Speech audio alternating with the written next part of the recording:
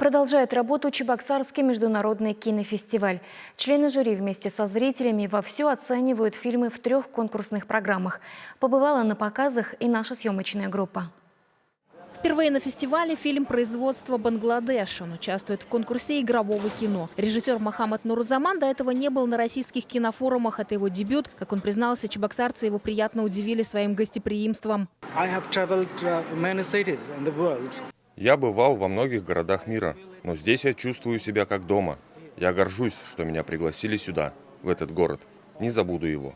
Сам Мохаммад говорит, его фильм «Каникулы» о простой и радостной жизни ребятишек бангладешской деревни. Он посвятил эту работу своей дочери. Картина на языке оригинала с русскими субтитрами. Здесь нет строгой линии повествования, можно сказать, это просто быт жителей страны. Кинотеатр «Волжский» – одна из основных площадок конкурсных показов. Сеансы идут в 2 залах одновременно. Так, в другом члены жюри конкурса этнического и регионального кино оценивали фильм режиссера из Чувашии Александра Осипова. На форуме уже стало традицией участия чувашских киноработ. Александр представил картину «Праведник». Волнительно на самом деле, потому что это первый раз всегда очень волнительный.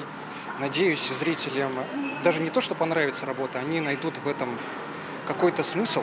Кино о том, к чему приводит религиозный фанатизм. Фильм снимали в прошлом году в Чебоксарах и Новочебоксарске. В главных ролях 2 приглашенных профессиональных актеров из Москвы. В массовке участвовали простые жители 2 городов. Были артисты непрофессиональные, буквально из соседнего дома звали. Ты подходишь, давай будем снимать тебя. Вот в таком духе все строилось.